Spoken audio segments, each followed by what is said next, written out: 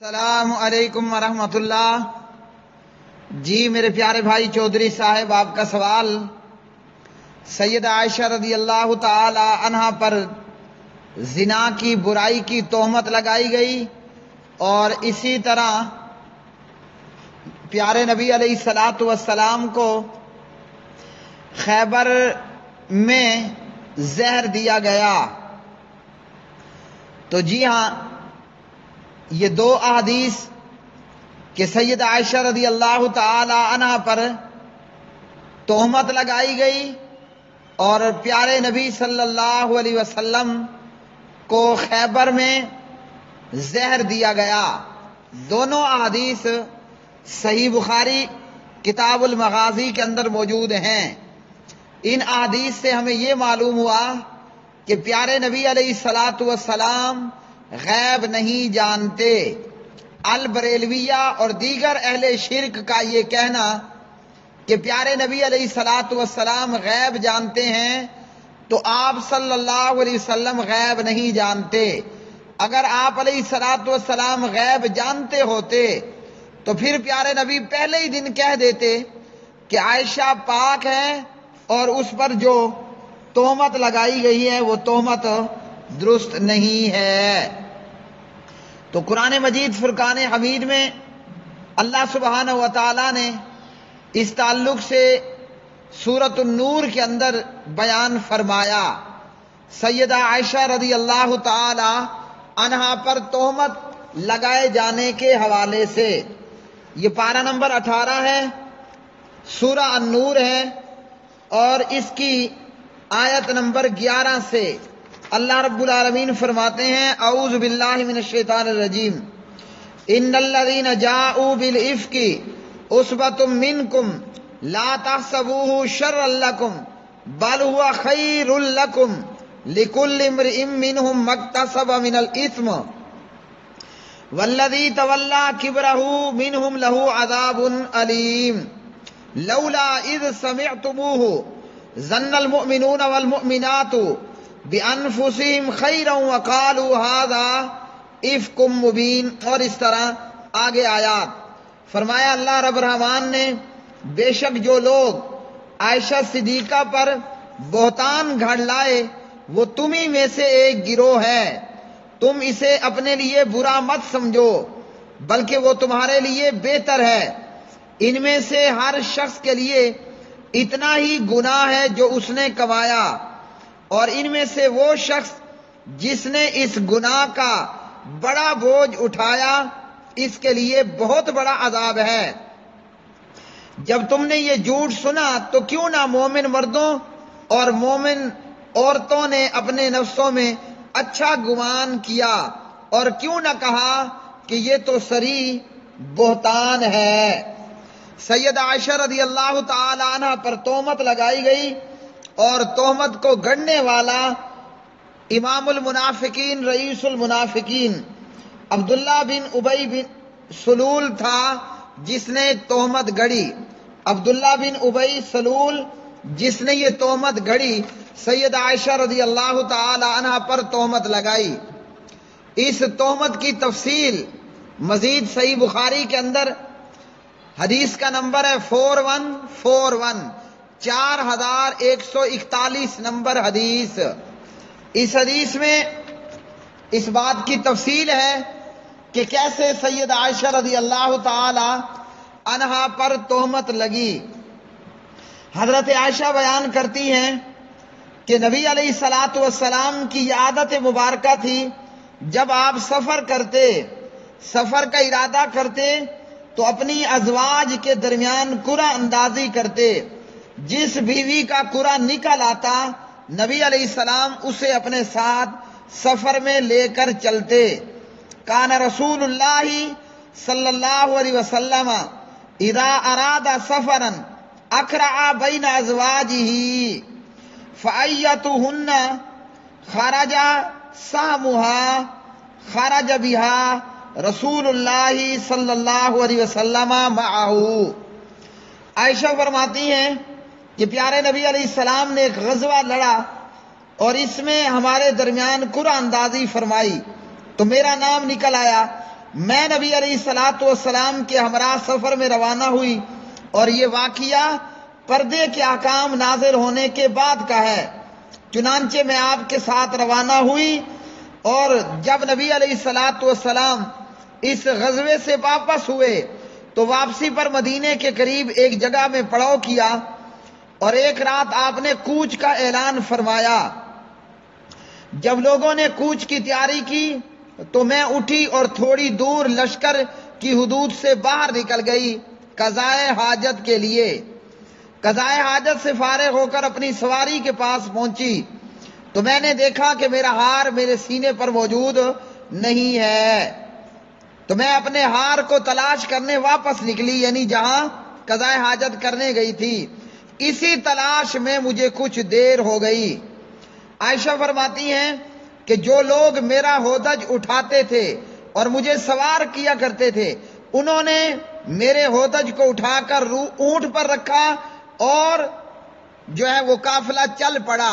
چلنے والے اور اٹھانے والوں نے یہ سمجھا کہ عائشہ اپنے ہودج کے اندر موجود ہے، اور فرماتی ہیں دراصل ان دنوں عورتیں بہت ہلکی پھلکی ہوتی تھی، بھاری بھرکم جسم نہیں تھا۔ اٹھانے والوں نے ہودج اٹھایا اور وہ چل پڑے۔ لشکر کے روانہ ہو جانے کے بعد مجھے ہار مل گیا۔ جب میں واپس آئی تو وہاں کوئی بھی موجود نہیں تھا، تو اس دوران میں وہیں بیٹھ گئی۔ بیٹھے بیٹھے میری آنکھ لگ گئی اور میں سو گئی۔ اس اثناء میں لشکر سے پیچھے رہنے والے حضرت صفوان بن معطل السلمی رضی اللہ تعالی عنہ جو لشکر کے پیچھے پیچھے آ رہے تھے، وہ جب اس مقام پر آئے اور دیکھا کہ کوئی سویا ہوا ہے، جب قریب آ کر مجھے دیکھا تو پہچان لیا، کیونکہ پردے کے احکامات کے نازل ہونے سے پہلے مجھے دیکھ چکے تھے۔ جب انہوں نے مجھے پہچان لیا، انا للہ و انا الیہ راجعون پڑھنا شروع کیا۔ میں صفوان بن معطل کی آواز سن کر جاگ پڑی اور اپنا چہرہ چادر سے ڈھانپ لیا، اور اس کے بعد کوئی گفتگو نہیں کی۔ صفوان بن معطل مجھے اپنے اونٹ پر سے جو ہے وہ بٹھائے، اونٹ کو بٹھایا اور مجھے ساتھ لے کر چل پڑے۔ عائشہ فرماتی ہیں کہ جب ہم لشکر کے قریب پہنچے تو ٹھیک دوپہر کا وقت تھا اور لشکر پڑاؤ کیے ہوئے تھا۔ حضرت عائشہ فرماتی ہیں پھر جسے ہلاک ہونا تھا وہ ہلاک ہوا، اور جس نے بہتان کا بیڑا اٹھایا تھا وہ عبداللہ بن ابی ابن سلول تھا۔ عائشہ پر تہمت لگانے والا عبداللہ بن ابی ابن سلول تھا۔ اس نے سید عائشہ رضی اللہ تعالی عنہا کے تعلق سے تہمت لگا دی کہ نعوذ باللہ صفوان بن معطل کے ساتھ پیچھے رہ کر انہوں نے برائی کا ارتکاب کیا ہے۔ حضرت عائشہ فرماتی ہیں تہمت لگانے والوں نے تہمت لگا دی، ہم مدینے پہنچ گئے۔ وہاں مدینے پہنچ کر میں بیمار ہوئی اور تقریباً مہینہ بھر بیمار ہی رہی۔ اب حضرت عائشہ مہینہ بھر بیمار رہی، لیکن اس وقت تک عائشہ کو یہ علم نہیں تھا کہ میرے اوپر یہ تہمت لگ چکی ہے۔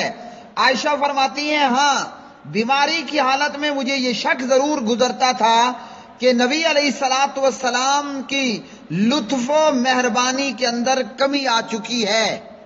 پھر حضرت عائشہ فرماتی ہیں کہ ایک رات قضائے حاجت کے لیے میں اور مستح کی والدہ باہر کو نکلی۔ پھر مستح کی والد نے عائشہ کو بتایا کہ یہ ہو رہا ہے، مہینہ ہو چکا، تمہارے خلاف افواہیں ہیں۔ کس تعلق سے؟ صفوان بن معطل کے ساتھ تہمت ہے، برائی، تمہارے متعلق برائی کی افواہیں پھیل رہی ہیں۔ عائشہ فرماتی ہیں کہ میں واپس آئی اور نبی علیہ السلام سے اجازت طلب کی کہ مجھے میرے والدین کے گھر جانا ہے۔ حضرت عائشہ اپنے والد ابو بکر کے گھر آئیں، اپنی والدہ سے پوچھا کہ یہ کیا افواہیں گردش کر رہی ہیں؟ والدہ نے کہا کہ ان باتوں کی طرف توجہ مت دو۔ سیدہ عائشہ فرماتی ہیں کہ میں ساری رات روتی رہی اور میرے آنسو رکتے نہیں تھے اور مجھے نیند نہیں آتی تھی، صبح کو بھی میں روتی ہی رہی۔ پھر دوسری طرف نبی علیہ الصلاۃ والسلام نے حضرت علی بن ابی طالب اور حضرت اسامہ بن زید رضوان اللہ علیہ مجمعین کو بلایا اور ان سے مشورہ کیا اس سلسلے میں۔ نبی علیہ الصلاۃ والسلام نے اسامہ بن زید سے مشورہ کیا تو اسامہ بن زید نے حضرت عائشہ رضی اللہ تعالی عنہا کے تعلق سے اچھے خیالات کا اظہار فرمایا، اور سیدنا علی رضی اللہ عنہ نے فرمایا کہ آپ پر کوئی تنگی نہیں ہے، اور بھی آپ کے پاس ان کے علاوہ بھی خواتین ہیں۔ پھر پیارے نبی علیہ الصلاۃ والسلام نے حضرت بریرہ سے پوچھا تو انہوں نے نبی علیہ الصلاۃ والسلام کے پوچھنے پر فرمایا، آپ علیہ الصلاۃ والسلام نے بریرہ سے پوچھا کیا تم نے کوئی ایسی بات دیکھی ہے کہ جس سے تمہیں عائشہ پر شبہ ہو؟ اور بریرہ نے بھی حضرت عائشہ کے پاک دامن ہونے کی بات کی۔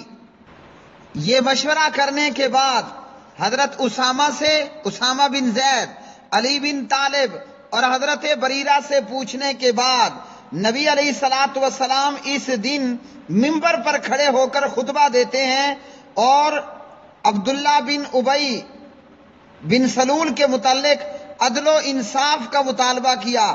آپ نے فرمایا، اے مسلمانوں کا گروہ، مسلمانوں کی جماعت، اس منافق اس عبداللہ بن ابی کے بارے میں میری مدد کون کرے گا جس نے مجھے میری بیوی عائشہ کے متعلق اذیت دی؟ پیارے نبی فرماتے ہیں، اللہ کی قسم میں نے اپنی بیوی میں عائشہ میں بھلائی کے علاوہ کچھ نہیں دیکھا، اور جس شخص کے تعلق سے تہمت لگائی گئی صفوان بن معطل السلمی رضی اللہ تعالی عنہ، اس کے بارے میں مجھے بھلائی کے علاوہ کچھ معلوم نہیں۔ ادھر حضرت عائشہ رضی اللہ تعالی عنہ کی حالت یہ ہے کہ عائشہ کو جب سے مستہ کی ماں نے، والدہ نے بتلایا کہ آپ پر تہمت لگ چکی ہے، عائشہ کا دن میں بھی رونا اور عائشہ کا رات میں بھی رونا، نہ دن کا سونا نہ رات کا سونا، جب بھی وقت عائشہ اس غم سے روئے جا رہی ہے، اور حضرت عائشہ رضی اللہ تعالی عنہا کی نیندیں اڑ چکی ہیں۔ حضرت عائشہ رضی اللہ تعالی عنہا اسی حال میں تھیں کہ پیارے نبی علیہ الصلاۃ والسلام تشریف لائے اور آ کر بیٹھ گئے۔ پیارے نبی علیہ الصلاۃ والسلام ابو بکر کے گھر میں سیدہ عائشہ کے پاس آئے اور آ کر پیارے نبی علیہ الصلاۃ والسلام عائشہ کے پاس آ کر بیٹھ گئے۔ مہینہ بھر انتظار کے باوجود اللہ کی طرف سے کوئی وحی نہیں آئی تھی اس واقعے کی تعلق سے۔ جب پیارے نبی علیہ الصلاۃ والسلام عائشہ رضی اللہ تعالی عنہ کے پاس آ کر بیٹھے تو پیارے نبی نے فرمایا، یا عائشہ اے عائشہ، انہو بلغنی عنکی کذا و کذا، عائشہ مجھے تمہارے بارے میں ایسی ایسی اطلاعات ملی ہیں، نعوذ باللہ، یعنی کہ صفوان بن معطل السلمی رضی اللہ عنہ کے ساتھ تو نے پیچھے رہ کر برائی کا ارتکاب کیا ہے۔ پیارے نبی علیہ الصلاۃ والسلام فرماتے ہیں، فَإِن كُنْتِ بَرِيئَةً، اگر تم واقعی اس معاملے سے پاک صاف ہو تو اللہ تعالیٰ خود تمہاری بے گناہی بیان کر دے گا، اور اگر تم نے گناہ کر ہی لیا ہے تو اللہ سے مغفرت طلب کرو اور اللہ کی طرف رجوع کرو۔ فاستغفر اللہ وتوبی الیہ، پیارے نبی فرماتے ہیں، فإن العبد اذا اعترف، جب بندہ اپنے گناہ کا اعتراف کر کے توبہ کر لیتا ہے، جب کوئی بندہ اعتراف جرم کر لیتا ہے، ثم تاب اللہ علیہ، پھر اللہ سے توبہ کرتا ہے، تو اللہ اس کی توبہ کو قبول کر لیتا ہے۔ جب پیارے نبی خاموش ہو گئے، عائشہ نے ابو بکر سے کہا ابا جان آپ جواب دیجئے۔ ابو بکر نے فرمایا اللہ کی قسم میں کچھ نہیں جانتا کہ مجھے رسول اللہ صلی اللہ علیہ وسلم سے کیا کہنا ہے۔